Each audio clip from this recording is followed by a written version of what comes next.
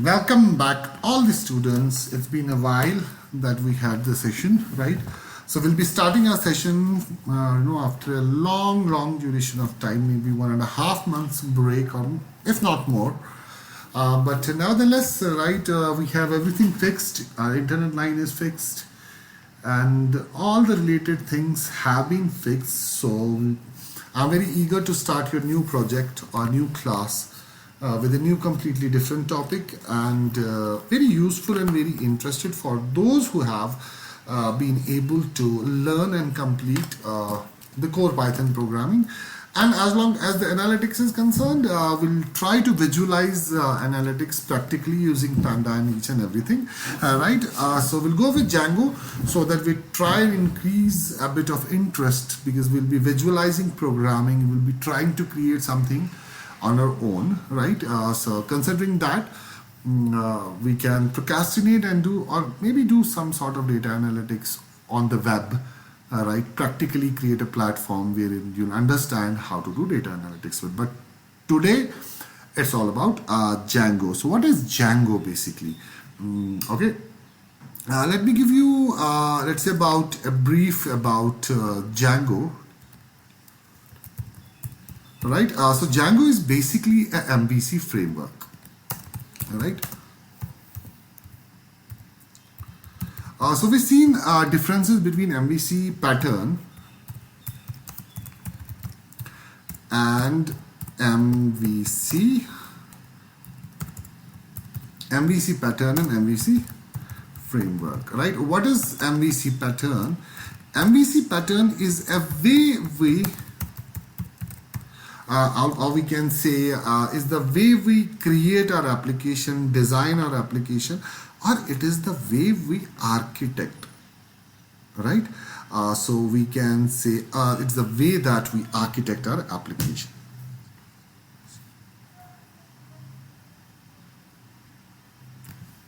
It is the way we architect our application. And what is MVC framework? It provides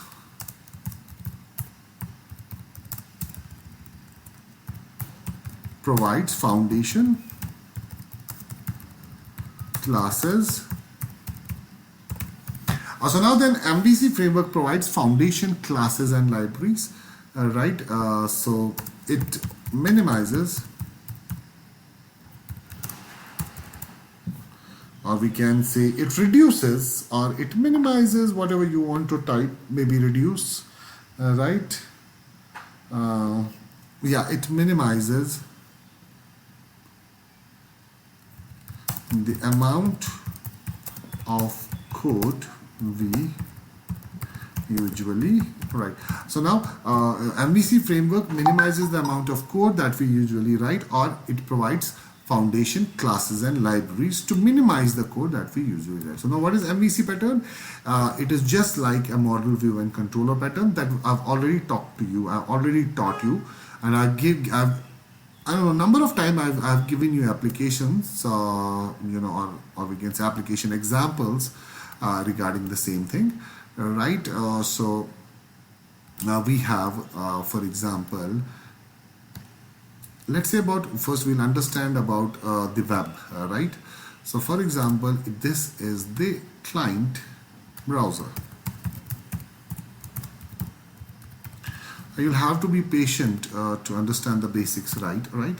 So for example, we have a client browser. What client browser does, or what client does, is sends a request and gets a proper response, right? So now you have to understand this process pretty well, right? And then you'll be able to understand the rest of the things like a pro, maybe, right? So client sends a request, right? And the request goes to the web server, right? For example, Facebook has a server, and you request for a specific page and you get a response, right? So I'll write web server. Web server is number one, a software, right? Installed in a web server machine. Web server machine is basically a supercomputer that can handle many people requesting and giving a response to many people at the same time, or many clients at the same time. So now client browser, or the client using the browser, will send nothing but the request, right? So you can clearly see here. And our web server is going to handle that request and give a proper response, right? For example, if I go and open my browser, I'll say facebook.com again as ABC something, so I'll type something. So this is what I'm requesting for. I'm requesting for ABC, right, facebook.com, but facebook.com is giving me a response. The Facebook is responding, the page here, or the server is responding that the link you have followed is broken. So this means that Facebook server has handled the request and the response. So now it is our duty as a web developer, because Django is a web application development framework. So it is our duty as a web developer not to provide a relevant response to a relevant request, but it is our responsibility as a web developer to provide secure response, and it is our duty to handle, right? Not only we handle the response but the request as well. We check whether the request is genuine, right, and then give the genuine response. For example, if I type for the page that does not exist, the server may respond back 404, the page does not exist. If my code has caused any server-side error though, so it may respond error 500, which is server error, or error 404 or 404, which is page not found. 200 is okay, right? So as a web developer, it is our duty to handle the request and give proper response to the client. So the proper response includes giving a user-friendly message to the user. For example, if you type a wrong username and password, and for example, let me show you this. So if I go to facebook.com, right? So let's say I go to facebook.com, and what I do here, I type the username and password, all right? And I log in, right? So now let me sign out first. All right, I don't want you to remember. So I log out, for instance, right? And I type something, username, and then I type password. Now I'm sending request back to the web page, but now, hey, wait a second, that I'm getting a response that the password you have entered is incorrect. Now Facebook responds back that the password you are typing is incorrect. Now what if Facebook does not respond in a user-friendly manner, or doesn't inform me about my password being wrong, right? So that means I would not get the exact error. Why am I not being able to log in, right? So I'll not get it, right? I'll never get the error. That means not only Facebook has taken the request, Facebook has also handled the request and gave me a proper response that your password is wrong. So that is what we as a developer should always do, that we should provide, we should do handling, right? We should do bad URL handling. For example, I say login instead of login, I type logins. So what I get is a 404 response here, that the link that you have typed does not exist, right? If I say login.php, so I'll get a response, yes, the file exists, right? So you have to understand that Django that we are learning is a web application development framework. Framework doesn't only provide us IDE where we can develop and design web applications, but framework also provides foundation classes. It also provides foundation libraries and much more that minimizes the amount of code or reduces the amount of code that we usually write. So now question number 2, what is the model to design, or what is MVC pattern, and why do we have now MVC framework, and what is the need of MVC framework? Why is it necessary? Is it getting recorded? Yeah. Why is it even necessary to have an MVC framework, right? If these are your unanswered questions, so I would like to answer your questions right now. Let's consider an example that I almost give to everyone, so that's my duty to give you examples. But yeah, those examples should also go down your throat, right? So if they are not going down your throat, so then it creates a big problem for me, right? All right, so let's consider these 3 cases. All right, let's consider a case wherein we have a restaurant, right? So we have a restaurant, right? And who is inside a restaurant? You being the customer. You go to a restaurant and you send a request to a waiter, or you call a waiter, right? Okay. That means we have a waiter,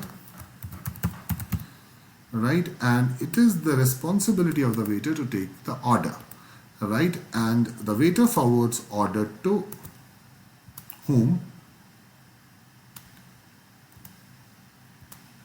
The waiter will forward the order to cook, so we'll say order, right? And the order is forwarded.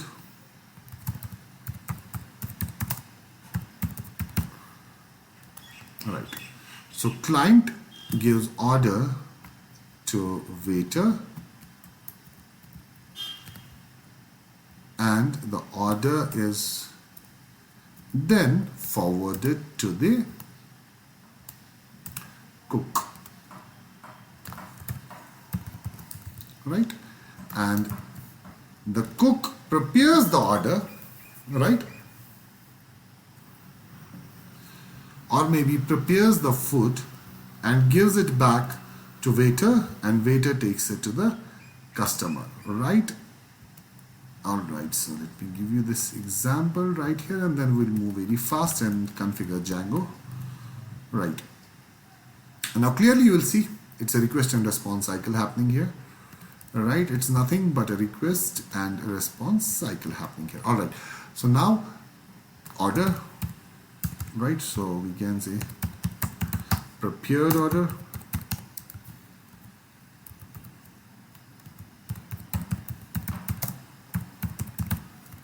so we have a prepared order, and the prepared order is forwarded to the customer, right? So let's take this example now. Now what is the funda here? All depends on what we are doing. The way we are architecting, if I go back, I said MVC pattern means the way we architect our application. And here, how are we architecting the application? We architect the application by following the model, which is M, view, which is C, V and C, right? Model, view and controller pattern. So now customer. So does the customer know? There are a few questions that you need to answer. Does the customer know who the cook is? No. Does the cook know who the customer is? No, right? So that is the problem. That customer doesn't know who the cook is. Cook doesn't know who the customer is. That's what we are trying to handle here. That the customer is doing its own job, right? Ordering. The waiter is doing its own job, getting the order and giving back the order. Waiter is not ordering. Waiter is not cooking. Cook is cooking. Cook doesn't know who the customer is. Customer doesn't know who the cook is, right? Cook has only one job, that is to prepare food. Waiter has only one job, that is to take the order and deliver the order back, and give and take. We can say give and take of order, right? And customer has to, he's the consumer who gives order to consume certain food and consumes the order, right?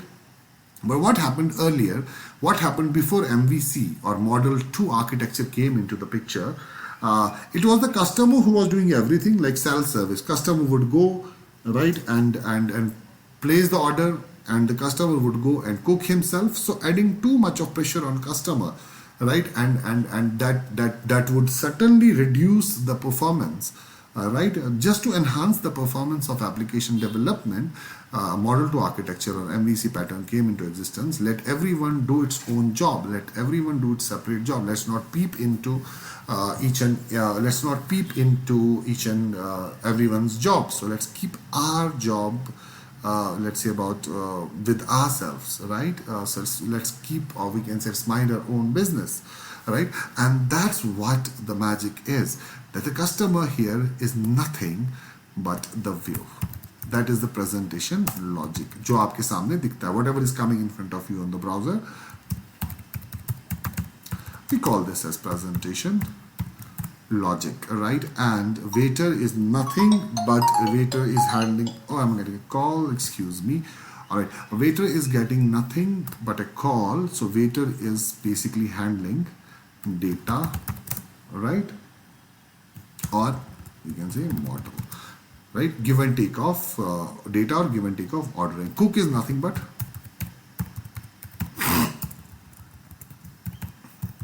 controller, right?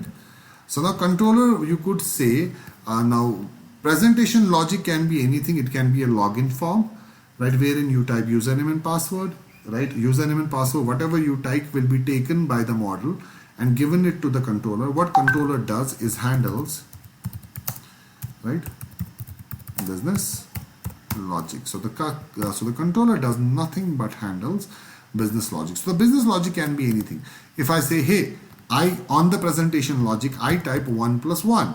Now 1 plus 1, 1 and 1, two different numbers will be taken by the waiter or by the model and given it to the controller, and wherein controller will give us back 2.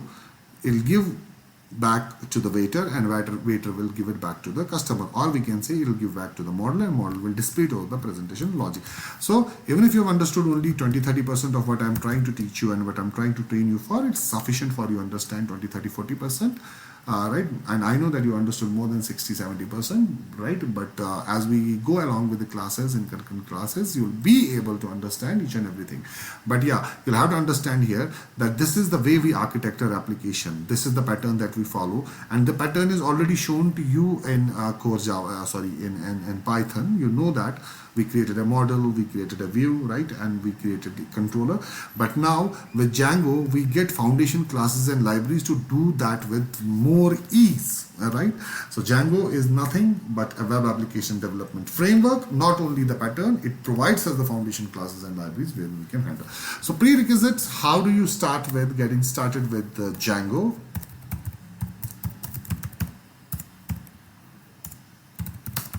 So we have get started.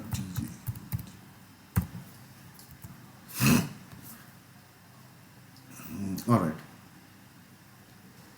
How do you get started with Django? All right. All right. So I'll mark this as red. Number 1, install. Make sure that Python minimum 3.7 is installed and working. All right. So make sure that Python 3.7 is installed and working. We all know ours is. We all know that our Python is installed and is completely working, so we don't have to be number one quite reluctant. But yeah, even if you want to check, you can go to command prompt, type cmd, go to command prompt, and you will get the command prompt being displayed in front of you, and type let's say type python, and you will get the Python version 3.7.3. After you are done with this, right, you need to install some classes, so you need to install some libraries, and you need to see what is your PIP version. You know that we run PIP, right? We run pip install or PIP install. So let's check the version. The PIP version, okay, PIP version, or we can say python Python. Okay, why aren't we getting this? Oh, there's something wrong. Okay, let me start again. So I'll go to cmd command prompt. So I'll say Python PIP version version. Okay, not open. Python is already marked, so I'll say PIP version. So I should be able to get PIP 19.1.1 is installed. So make sure that both the things are installed, and which I'm sure that many of you would have already installed it. If you have already installed Django, So you can check Django by typing the version of the Django that you have installed. If you have not installed, because we just started, and what we are going to do, because we are going to make our web computer act as a web server, right? You know that websites run over a web server, right? And at this moment in time, we are developing websites, and each and every developer develops website on his own computer before he publishes them online over a web server. But what do you have to do at this moment in time? You have to create a virtual environment wherein you can install a web server and start developing web applications using Django on your own computer. And to start with that, you need to prepare your virtual environment, and you need to prepare a wrapper which is going to wrap up all the projects you make right in a virtual environment, right? So for that, what you have to do, you have to do a pip install, I will say virtual en wrapper dash win, right? So this is the virtual environment that you have to install before installing Django. So I'll just enter, right? You are using pip version 19, but however, version 20.2 is available. You should consider. Right, okay. Could not find a version that satisfied your requirements. Virtual wrapper win has a problem. Virtual en. So let me see. virtualen wrapper. Okay, V is not there. So we have virtual virtualen wrapper dash win. Okay, now requirements already satisfied. Mine is installed. Yours should go through and install it. After you are done with installing the virtual environment, what you have to do is simply type pip install, right, and then you'll start with Django, Django, right? So again, here mine is installed. Yours should go through easily because mine is already installed, yours is not. It should go easily. Right, and install Django, right? So you should be able to install Django like a pro. So I'll say pip install Django. Mine is already installed, as I said, already satisfied. So I'm installed. I can check my Django version. So I can say Django, right, and say admin, and then give it a bit of space and check the version. Right, so mine is 2.2.2 Django already installed. So after you have done with this installations, what you have to do, you have to create, let's say we'll create a directory, or we are going to create a folder wherein we are going to install, or wherein we are going to make all the projects. For example, if you're working at 10 websites, we need 10 different folders, and every folder is going to be considered as a different website. So I'll go to any folder. So for example, I am here in C user, so I can say mkdir. I mean, it kind of looks, awkward making a folder with command, but yeah, since we are programmers, we should get used to commands. Mk means make, dir means make directory, make folder, and the name of the folder. For example, I'll make Django dash project. So I already made Django dash project. Now if you want to go, or if you want to enter, let me first show you the folder that we have created. So I'll go to my C drive, and I'll go to users and user, and I've created DJ. So this is the folder that I have created. You can view this folder right here in front of you. Right, so the folder is ready and it's empty. I've just created the folder. Go inside the folder. How do you go inside the folder from the command prompt? CD means go inside the folder, and I'll go inside Django dash project. So I enter this project, and if I say dir, there's nothing, 0 bytes, so there's nothing in the folder, right? This thing is done, right? Okay. So then after making the projects, right, you have to create a Django project. You have to create a directory which is going to handle your project, right? This Django project is going to handle all the projects you make, right? But to, we can create as many projects as we want. Let's go and create the first project. So how do you create the first project? You again type Django dash admin start project, and I name this as NIIT, right? So Django admin start project NIIT. So the moment you enter this, the project name is going to be NIIT. Remaining is the command Django -admin start project and name the project as NIIT. Now you can clearly see that NIIT folder has appeared automatically here, and there are many files inside this folder. URLs is there because we know that we are going to handle URLs. We are going to deal with different URLs over the internet, and the main file that we have to deal with is this manage.py. This is the file that manages everything, and you are going to learn that in concurrent classes, not today, but slowly and steadily you are going to learn this. How do we work with these files, and how do we work with different things, right? Now, as I said, we have created a virtual environment, right, and we have created a project folder, and we have initiated and created our first project, which is the project NIIT successfully. That means now NIIT would be considered as a website project, right? And you can create as many projects as you want. For example, let's say about if I want to create another project, so I'll say create interface. Now I'm working all together at two projects, right? Number one, I'm working with NIIT and I'm working with interface. Both the projects has directories managed, and URL files and different files like URLs, visfic, init, which is the requirement, or we can say the prerequisite files. I told you it provides foundation classes and libraries.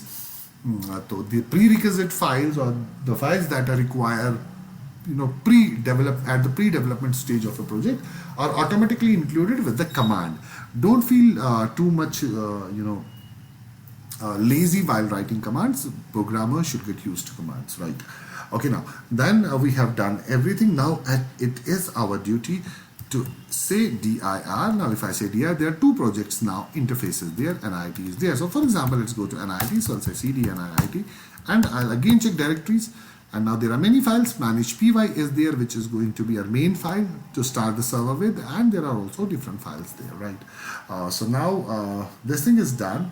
And let's go ahead and start the server. Now you know that we need a server wherein the server, or we require a server which is going to render the static code to dynamic and dynamic to static. What is dynamic and static?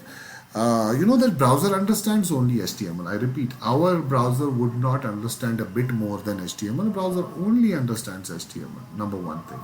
Number second thing, once the browser understands HTML, we require someone to act as an intermediator and try and convert the Python written code to the browser readable format, that is HTML.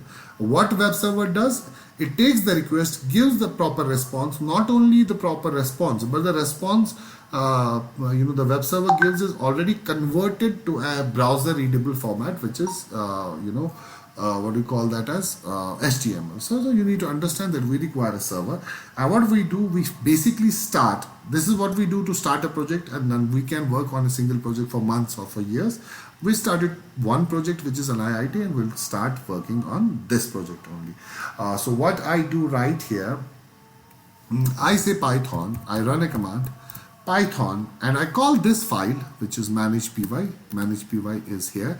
I'm already inside the folder, so I'll say manage.py. All right, and I'll run a command run server. So this is sufficient to start a server. We already built a virtual environment. All right, so your project may not work properly unless you apply migrations, and there are things that we have to learn. We have to migrate and do some changes to manage.py, but yeah, our server is started, and now this is the port where server is started. So I'll copy this. Right, 127.0.0.1 port number 8000 is the address of the server. Now if I go on over my web browser, 127.0.0.1, which actually means localhost as well, port number 8000 actually has my web server ready. All right, and this is exactly what I started my server on. Yeah, 127.0.0.1. Now what is 127.0.0.1? It is the local address of your own computer. That means if I am pinging 127.0.0.1, I'm actually checking and I'm testing my own network stats. So now you can see the server has successfully started. The install works successfully. Congratulations. You're seeing this page because debug is true. All right, and this is the first Django page over the Django web server that you are seeing. That means the configuration is done, the Python installation is done, the virtual environment is ready, your project is ready, and what else? And the web server has started successfully. All right, and let's go again. And what are we going to do? And what are we going to use to rather program, and to rather what idea are we going to use developing web applications with Django? So all of you already have Anaconda Navigator installed. I know that you already have worked with Jupyter. Maybe even if you have not worked with these things, go and install Anaconda Navigator and navigate to VS Code. You can clearly see this VS Code here. So it's a streamlined code editor. All right, it has a debugging control and version control. So I'll say mine is showing launch, yours should show install. Just like this is showing install, and here orange is showing installed, mine is installed, I'll launch. But you first install VS Code and then launch it. Let's launch. Right, so once you launch it, I have some files open here, so I'm going to close all the files which are here.